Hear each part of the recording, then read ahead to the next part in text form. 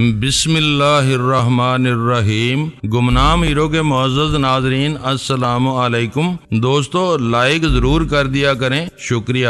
آئیے چلتے ہیں کہانی کی طرف۔ وہ کنکریٹ کی پختہ اور 2 منزلہ عمارت میں محصور تھے، جس کی چھت اور پانی کی بلند ٹینکی ان کے تصرف میں آ سکتی تھی، جبکہ اسٹرائک یونٹ کی نفری سڑک پر ان کے کھلے نشانے پر تھی۔ ان لوگوں کو اپنی مضبوط گاڑیوں کی اوٹ میسر تھی یا دوسری طرف کھیل کا وسیع میدان پھیلا ہوا تھا۔ سفید مکان میں رہنے والوں سے لمبا مقابلہ کر کے کوئی کامیابی حاصل کرنے کا تصور ذرا مشکل تھا۔ اس کی ایک ہی صورت ہو سکتی تھی کہ عمارت کی اینٹ سے اینٹ بجا دی جائے اور اس 2 منزلہ عمارت کو ملبے کے ڈھیر میں تبدیل کر دیا جائے۔ وہ کام بھی آسان نہیں تھا۔ اسٹرائک یونٹ کے کمانڈر نے عمارت پر دھوئیں کے ہم فائر کرانے کا فیصلہ کر کے دانش مندی کا ثبوت دیا تھا۔ راجا کے ساتھی دھوئیں میں کچھ نظر نہ آنے کے سبب گھبرا کر باہر نکلنے پر مجبور ہو جاتے یا پھر کثیف دھوئیں میں دم گھٹنے کے سبب اندر ہی بے ہوش ہو جاتے۔ ایس ٹی ایف والوں نے دھوئیں کا صرف ایک بم پھینکنے پر اکتفا نہیں کیا۔ اول خان نے آپریٹرز پر انہیں بڑھاوا دیا اور فضا یکے بعد دیگرے ویسے ہی 3 مزید دھماکوں سے لرز اٹھی۔ نیچے سے اوپر تک وہ عمارت اس بری طرح دھوئیں میں گری تھی کہ نظر ہی نہیں آ رہی تھی۔ اس افتاد کی وجہ سے ان کی فائرنگ کا سلسلہ بھی موقوف ہو گیا تھا، مگر ایس ٹی ایف والوں کے بارودی ہتھیار وقفے سے آتشی نغمے گنگنا رہے تھے۔ رات کے سناٹے میں ہونے والی اس دھواں دار فائرنگ کی آوازیں دور تک سنی گئی ہوں گی۔ میں نے بے چینی سے اپنی جگہ پہلو بدلتے ہوئے کہا، اب پولیس کسی بھی وقت یہاں پہنچ کر بنا بنایا کھیل بگاڑ دے گی۔ پولیس نہیں آئے گی، اول خان نے وثوق سے کہا۔ آ گئی تو میں اسے سنبھال لوں گا۔ اس مرحلے پر وہ کام بگاڑنے کے بجائے ہمارے کام آئیں گے۔ پولیس کیوں نہیں آئے گی؟ میں نے پوچھا۔ اس وقت فائرنگ کا سلسلہ تقریباً تھم چکا تھا۔ ایس ٹی ایف والے اپنی ہیبت برقرار رکھنے کے لیے اکا دکا فائر کر رہے تھے۔ بدماشوں کے اڈوں اور ڈیروں پر ہونے والے تصادم میں پولیس اس وقت آتی ہے جب خون ریزیاں ختم ہو چکی ہوں۔ اول خان بولا، ایسے تصادم کو 2 مضبوط گروہوں کا ٹکراؤ سمجھا جاتا ہے، جس میں مداخلت کرنے والے بلا وجہ مارے جاتے ہیں۔ بپھرے ہوئے درندوں سے ہر ایک دور رہتا ہے۔ اگر تم پولیس والوں کی طرف سے اتنے ہی پر امید ہو تو میری دعا ہے کہ اب انہیں آ جانا چاہیے۔ میں نے کہا، فائرنگ اور دھماکوں کا سلسلہ موقوف ہو چکا ہے۔ اسی وقت آپریٹرز پر ایگل 4 کا پیغام آنے لگا۔ وہ بتا رہا تھا، میں ایگل 9 کے ساتھ عمارت میں موجود ہوں۔ 3 آدمی اپنی رائفلوں کے ساتھ بے ہوش پڑے ہوئے ملے ہیں۔ ہم نے گیس ماسک لگائے ہوئے ہیں، لیکن آکسیجن سلنڈر ساتھ نہ ہونے کی وجہ سے زیادہ دیر تک اندر نہیں ٹھہر سکیں گے۔ ہمارے لیے کیا حکم ہے؟ Over. Eagle 1 calling. Awal Khan نے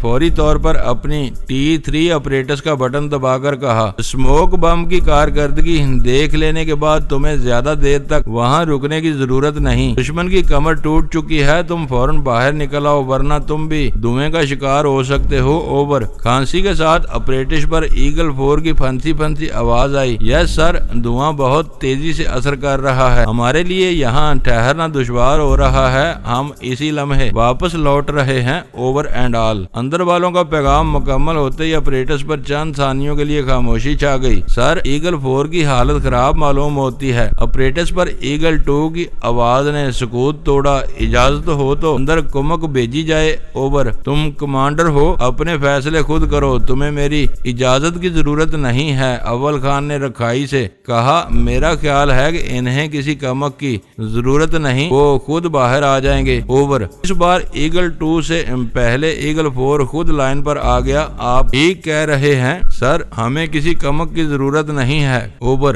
اس نے کھانسی کے بے اختیار جھٹکوں کے درمیان اپنا پیغام پورا کیا۔ دھواں اس پر تیزی سے کام دکھا رہا تھا۔ تم نے پیغام سن لیا؟ اول خان اس بار واضح طور پر ایگل 2 سے مخاطب تھا۔ اب 5 منٹ انتظار کرو، اتنی دیر میں دونوں آدمیوں کو باہر آ جانا چاہیے، اس کے بعد پوری نفری کے ساتھ اندر گھس جاؤ اور ہر ایک کو بے دست و پا کر کے ایک جگہ لے آؤ۔ Over and all. 5 منٹ ناقابل کافی ہیں۔ میں نے اسے مشورہ دیا، اندر جانے والے دھوئیں کا شکار ہو جائیں گے۔ اس کثیف دھوئیں کے اثرات صرف 10 منٹ تک برقرار رہتے ہیں اور پھر یہ تیزی سے فضا میں تحلیل ہوتا چلا جاتا ہے۔ میرا اندازہ ہے کہ 5 منٹ بعد وہ اندر جائیں گے تو دھوئیں کے مضر اثرات بڑی حد تک زائل ہو چکے ہوں گے۔ کیا یہ کسی قسم کا زہریلا دھواں ہے؟ میں نے تجسس سے پوچھا۔ زہریلے کے بجائے تم اسے اعصاب شکن دھواں کہہ سکتے ہو۔ اول خان نے بتایا، یہ تنفس کی نالیوں کے ذریعے محض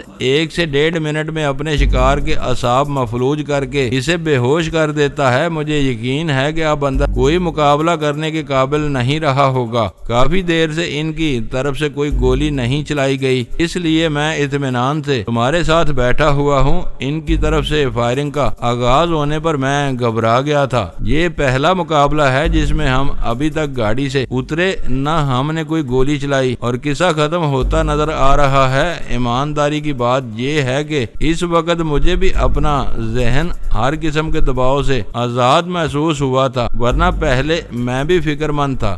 اول خان کی جیپ اس وقت بھی سفید عمارت کی بغلی سڑک پر ایسی جگہ کھڑی ہوئی تھی جہاں سے ہم عقبی گلی کی نگرانی کر سکتے تھے۔ وہ اول خان کے دونوں آدمیوں کے انتظار میں میری نظریں بار بار اسی گلی کی طرف اٹھ رہی تھیں۔ جس وقت سفید عمارت گاڑے اور سیاہ دھوئیں کی لپیٹ میں آئی تھی تو یوں محسوس ہو رہا تھا جیسے کالے دھوئیں کے وہ زمینی بادل گھنٹوں تک وہیں ٹھہرے رہیں گے، لیکن وقت گزرنے کے ساتھ ساتھ دھواں تحلیل ہوتا جا رہا تھا۔ اس میں سے کہیں کہیں عمارت کے خدو خال جھانکنے لگے تھے۔ خدا کر کے سفید مکان کے احاطے کی پچھلی دیوار سے یکے بعد دیگرے 2 تاریک تر انسانی ہیولے تنگ و تاریک گلی میں کودے۔ ان کی حالت ابتر تھی اور وہ دوہرے ہو کر لڑکھڑاتے ہوئے ہماری طرف آ رہے تھے۔ یہ غنیمت تھا کہ وہ اس وقت بھی اپنے قدموں پر چلنے کے قابل تھے۔ میں ان کی مدد کے بارے میں سوچتا ہی رہ گیا۔ اندھیرے میں اچانک کہیں سے 3 افراد نکلے اور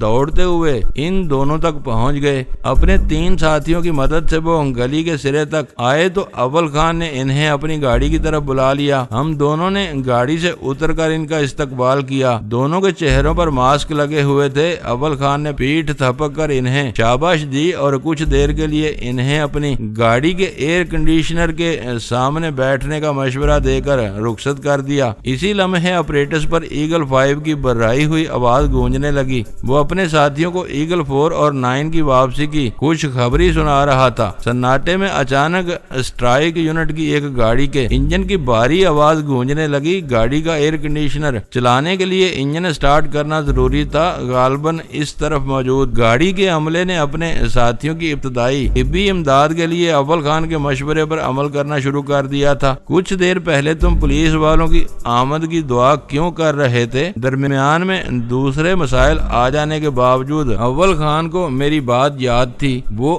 آگے تو تمہارے آدمیوں کا کام آسان ہو جائے گا، ورنہ یہاں سے قیدیوں کی لمبی کھیپ لے جانی ہوگی۔ میں نے کہا، میں تمہاری بات نہیں سمجھ سکا، تم کیا کہنا چاہ رہے ہو؟ اول خان نے الجھ کر پوچھا۔ سیدھی سی بات ہے، میں نے جواب دیا، تم سمیت کوئی بھی راجا کو نہیں پہچانتا، اس لیے سارے بے ہوش قیدیوں کو اسٹیشن 4 لے جانا ہوگا۔ پولیس والے آ گئے تو وہ راجا کی نشاندہی کر دیں گے اور تمہارے آدمی بے مقصد محنت سے بچ جائیں گے۔ اس وقت اپریٹس مصروف ہو چکا تھا۔ ایگل 2 اپنے باقیہ ساتھیوں کو اندر گھسنے کے بارے میں فردن ہدایت دے رہا تھا۔ اندر سے ہو کر واپس آنے والے دونوں آدمیوں کو اس نے باہر روک کر گاڑیوں کی نگرانی کی آسان ذمہ داری سونپی تھی۔ فائرنگ کا شور تھمے کچھ دیر ہو چکی تھی، اس لیے قرب و جوار کے مکانوں میں زندگی کے آثار پیدا ہونے لگے تھے۔ ہر شخص یہ جاننے کے لیے مضطرب ہوگا کہ راجا کے اڈے پر کیا ہوا تھا اور اس وقت کیا ہو رہا تھا۔ ان لوگوں کو ایک بار یہ یقین ہو جاتا کہ باہر نکلنے میں ان کی جانوں کو کوئی خطرہ نہیں تھا تو وہ ایک ایک کر کے گھروں سے باہر نکلنا شروع کر دیتے۔ دیکھتے ہی دیکھتے اس گنجان آبادی میں ایسا جمع غفیر جمع ہو جاتا کہ اسے سنبھالنا اور سکون سے اپنا کام جاری رکھنا دشوار ہو جاتا۔ میں نے اول خان کو مشورہ دیا کہ وہ اپنے پستول سے ایک ہوائی فائر کر دے اور وقفے سے ایسا ہی کرتا رہے تاکہ کوئی اپنے گھر سے باہر نکلنے کی ہمت نہ کر سکے۔ اول خان نے ایک لمحے کے لیے میرے مشورے کی افادیت پر غور کیا اور پھر کھڑکی سے داہنا ہاتھ باہر نکال کر آسمان کی طرف فائر کر دیا۔ فائر ہوتے ہی آس پاس کے مکانوں سے آنے والی آوازیں دم توڑ گئیں، یوں معلوم ہوا جیسے سب کو یکا یک سانپ سونگ گیا ہو۔ تم بدترین لمحات میں بھی معمولی باتوں کو نظر انداز نہیں کرتے۔ فائر کرنے کے بعد اول خان نے ہنستے ہوئے کہا، مگر اس وقت ایک اہم بات بھول رہے ہو، مجھے کبھی اپنی کارکردگی پر ناز نہیں رہا، پھر بھی مجھے اندازہ نہیں تھا کہ اس وقت مجھ سے کوئی چوک ہوئی تھی۔ میں نے کہا، میں بھول رہا ہوں تو تم یاد دلا دو۔ ہمیں صرف راجا کی تلاش نہیں ہے، ہمارا اصل شکار جوشی ہے اور ہم ان دونوں کو نہیں پہچانتے۔ راجا کی نشاندہی پولیس کر سکتی ہے، جوشی کو کون پہچانے گا؟ ویرا نے بھی اسے برسوں پہلے دیکھا تھا۔ خیر، یہ کوئی ایسا بڑا مسئلہ نہیں ہے، راجا کا کوئی کمزور آدمی تھوڑے سے تشدد کے بعد یہ بھی بتا دے گا، شناخت ہو جائے گی، اس کے گھر کا کوئی فرد آ کر اسے پہچان سکتا ہے۔ میں صرف یہ بتانا چاہ رہا تھا کہ راجا پر کھیل ختم نہیں ہوگا۔ اس کی بات درست تھی۔ دہلی میں انل بسواس تک رسائی کے مقصد سے شروع ہونے والا کھیل دھیرے دھیرے طول پکڑتا جا رہا تھا۔ انل سے نریش، چندن کرنانی اور چوپڑا سے ہوتے ہوئے ہم جوشی اور راجا تک پہنچ چکے تھے، لیکن یہ معلوم نہیں تھا کہ اس کھیل کی آخری کڑی کب ٹوٹے گی۔ ایک طرف راہ والوں کی وہ مضبوط صف آ رہی تھی تو دوسری طرف ان کے امریکی حلیف بھی ان کے شانہ بشانہ چل رہے تھے۔ دہلی میں انل اور نریش سے پہلے جان اسمتھ مارا گیا۔ جان ایشکوف کراچی سے ڈر کر بھاگ گیا۔ ہیری پر دہشت سے جان لیوا ہارٹ اٹیک ہو گیا۔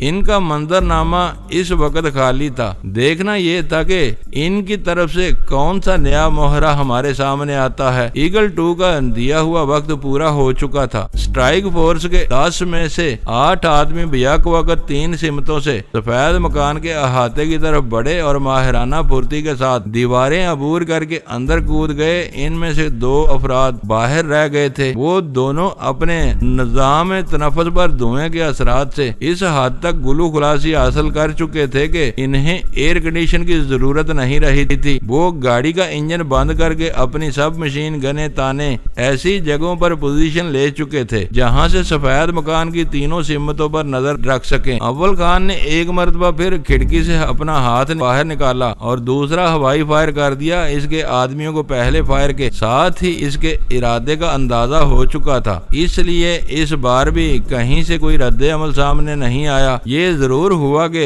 فائر کی دم توڑتی ہوئی گونج میں یکا یک سائرن کی آواز سنائی دینے لگی۔ مجھے اپنے کانوں پر زیادہ زور دینے کی ضرورت نہیں تھی کیونکہ وہ آوازیں تیزی سے قریب آتی جا رہی تھیں۔ وہ یقینی طور پر 2 سائرن تھے یا پھر کسی ایک گاڑی پر 2 سائرن بج رہے تھے۔ مجھے اول خان کی کہی ہوئی بات یاد آ گئی کہ پولیس والے غیر ضروری جانی نقصان سے بچنے کے لیے کہیں بھی اندھا دھند مداخلت نہیں کرتے۔ موقع مل جائے تو کسی نہ کسی طرح اپنے حریف کو کسی طرح باخبر ضرور کر دیتے ہیں کہ آنے والے لمحوں میں اس کا قانون کے محافظوں سے ٹکراؤ ہونے والا ہے۔ جن مجرموں کے دل میں قانون کا ذرا بھی خوف ہوتا ہے وہ میدان چھوڑ کر فرار کی راہ اختیار کر لیتے ہیں اور اگر پولیس کے نرگے میں آ جائیں تو مقابلہ کیے بغیر ہتھیار ڈال دیتے ہیں۔ سعید آباد کے اس سفید مکان میں یقینی طور پر مجرموں کی ایک جمعیت بے ہوش پڑی ہوئی تھی۔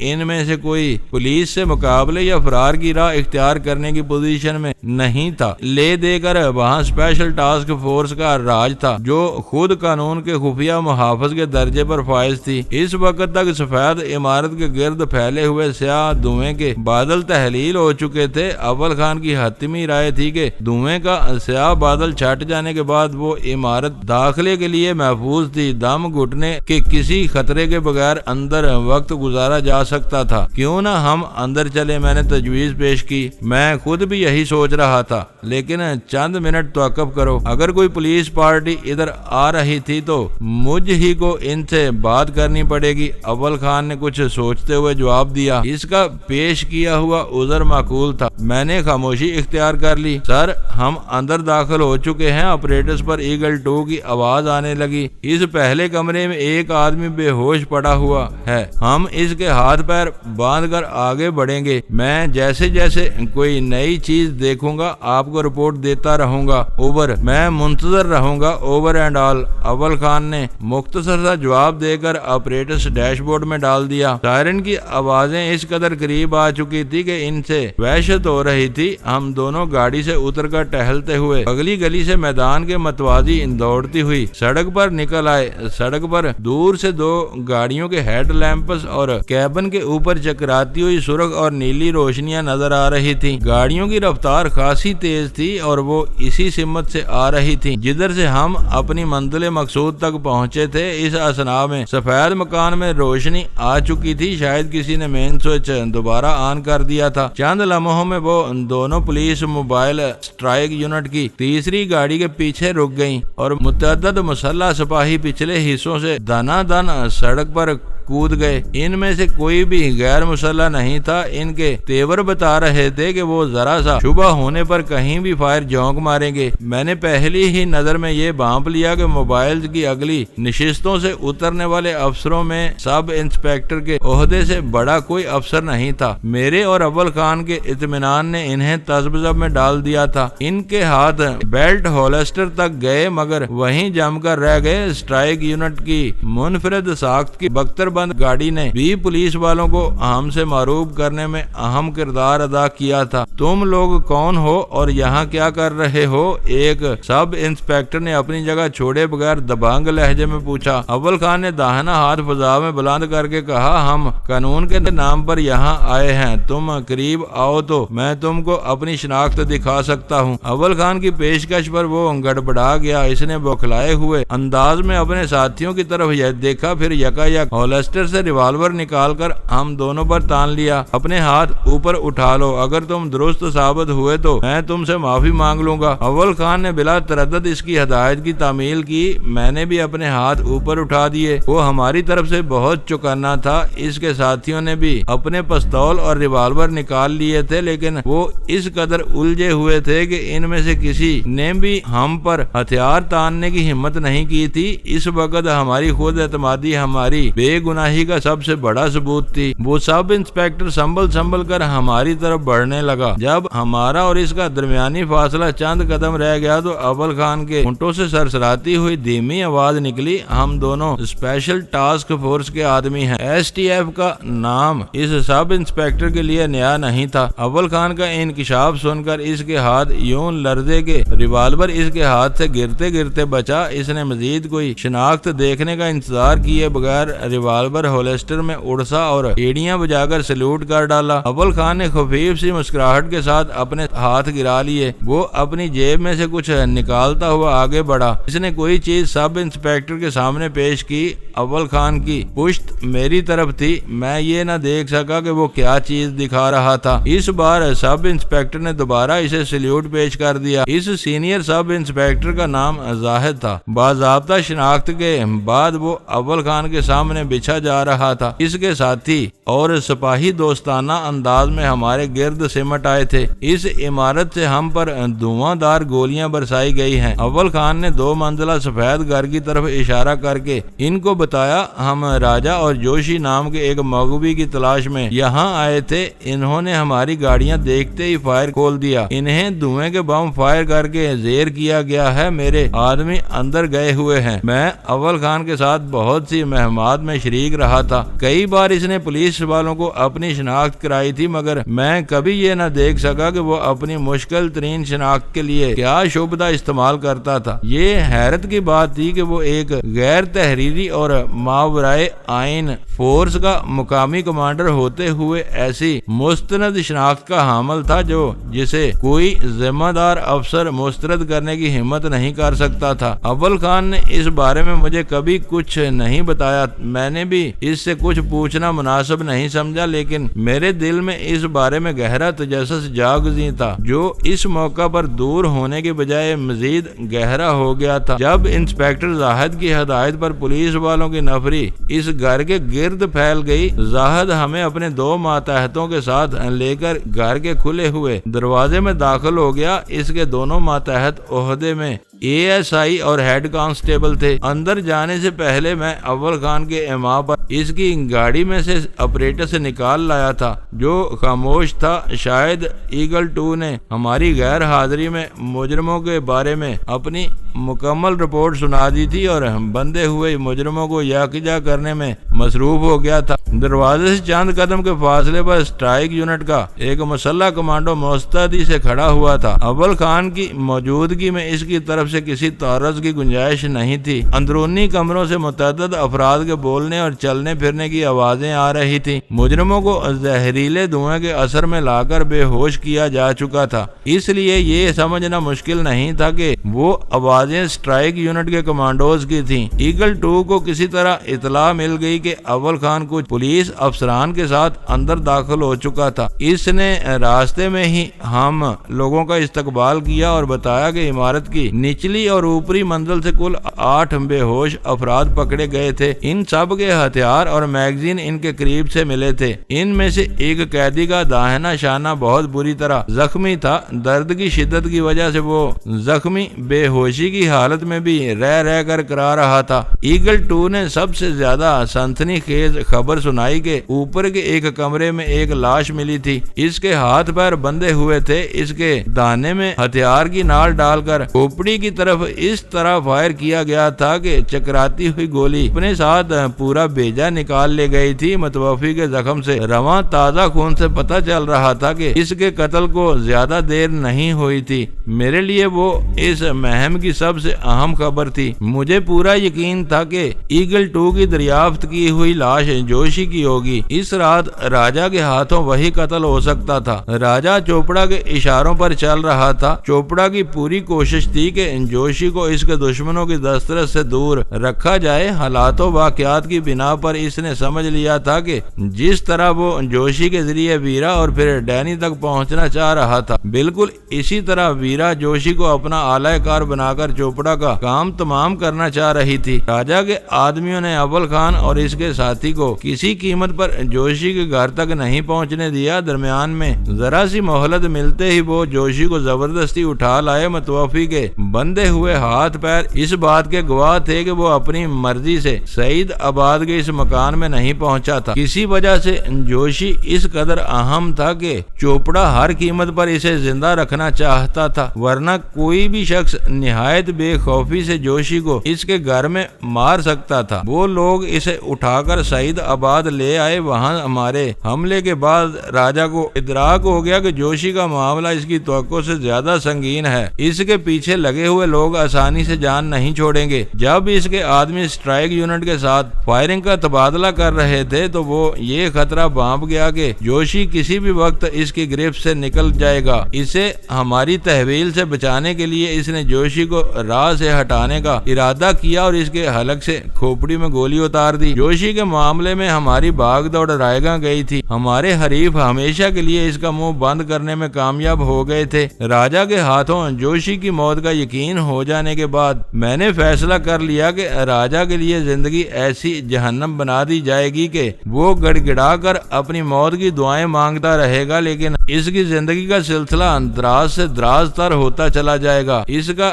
یہ جرم ناقابل معافی تھا کہ وہ رقم کے لالچ میں راہ والوں کے ہاتھ بکا ہوا تھا۔ چند سکوں کے لیے اس نے اپنی لگام چوپڑا کے ہاتھوں میں دے دی تھی۔ میرا ذہن تیزی کے ساتھ کام کرتا رہا۔ اس دوران میں ایگل 2 ہمیں اس کمرے میں لے گیا جہاں 8 بے ہوش قیدی بندے ہوئے پڑے تھے۔ زاہد نے ان قیدیوں پر پہلی نظر ڈالتے ہی مایوسی سے اعلان کر دیا کہ ان میں راجا شامل نہیں تھا۔ مجھے یوں محسوس ہوا جیسے سب انسپکٹر زاہد کا وہ انکشاف کسی گونسے کی طرح میرے سینے پر پڑا ہو۔ ان میں اس کے سارے خاص آدمی موجود ہیں۔ زاہد نے قیدیوں کا قریب سے جائزہ لیتے ہوئے کہا، مجھے حیرت ہے کہ اس کے باوجود وہ غائب ہے۔ ان میں کم از کم 3 آدمی ایسے ہیں جو سائے کی طرح ہر وقت اس کے ساتھ رہتے ہیں۔ پھر وہ کہاں گیا؟ اول خان نے گمبھیر لہجے میں سوال کیا۔ مجھے شبہ ہے کہ ابتدا میں وہ یہیں تھا۔ اسی کی ہدایت پر تم لوگوں پر فائرنگ شروع ہوئی۔ زاہد نے پرخیال انداز میں اپنا نظریہ پیش کرنا شروع کیا۔ اسی مرحلے پر اس کو اندازہ ہو گیا کہ اس کے آدمی زیادہ دیر تک جم کر کر نہیں لڑ سکیں گے وہ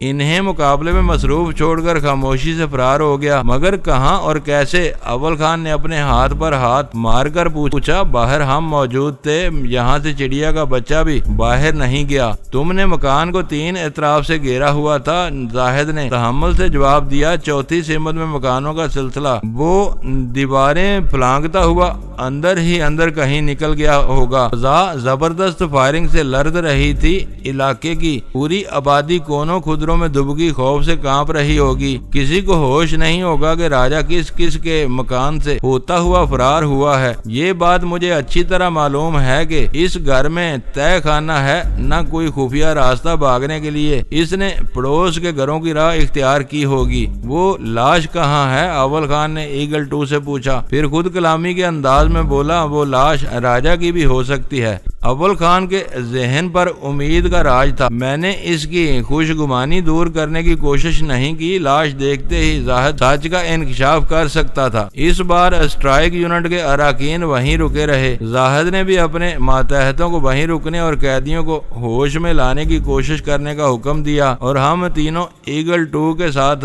زینوں کی طرف چل دیے۔ لاش کی حالت بہت خراب ہے، ایگل 2 نے راستے میں ہمیں آگاہ کیا۔ کھوپڑی کا بیشتر حصہ اڑا ہوا ہے، بیجا چھت پر چپکا ہوا ہے۔ کسی نے کوئی جواب نہیں دیا، شاید تینوں اپنی اپنی جگہ کچھ سوچ رہے تھے۔ پہلی منزل کا وہ کمرہ واقعی کوئی قید خانہ نظر آ رہا تھا۔ وہ وہاں برہنہ فرش پر پڑی ہوئی لاش کی حالت عبرتناک تھی۔ عام آدمی کے لیے اسے نگاہ بر کر دیکھنا محال تھا۔ پھٹا ہوا دہانہ بگڑا ہوا تھا، پیشانی موجود تھی، مگر سر کا پچھلا حصہ گولی کے ساتھ اڑ کر چھت سے لوتھڑوں کی شکل میں چپک گیا تھا۔ میں نے جھک کر زخم پر نگاہ ڈالی تو وہ ہر لحاظ سے تازہ تھا۔ زخم پر جمے ہوئے خون کے لوتھڑوں کی سرخی سیاہی میں تبدیل ہونا شروع نہیں ہوئی تھی۔ مجھے افسوس ہے، یہ راجہ نہیں ہے، زاہد نے مایوسی سے سر ہلاتے ہوئے کہا۔ میں اسے نہیں جانتا۔ 8 زندہ قیدیوں سے میں کسی نہ کسی حد تک واقف ہوں۔ ہمارا کام ادھورا رہ گیا۔ اول خان نے متاسفانہ لہجے میں مجھ سے کہا، تمہاری دانست میں یہ لاش کس کی ہو سکتی ہے؟ یوں معلوم ہو رہا تھا جیسے مایوسی کے غلبے کی وجہ سے اس کا دماغ معاف ہو گیا ہو۔ دوستو ویڈیو کو لائک ضرور کر دیا کریں۔ ISI پاک آرمی زندہ باد، پاکستان پائندہ باد۔ معزز ناظرین، اپنا خیال رکھیے گا اور اپنے اس چینل کا بھی شکریہ۔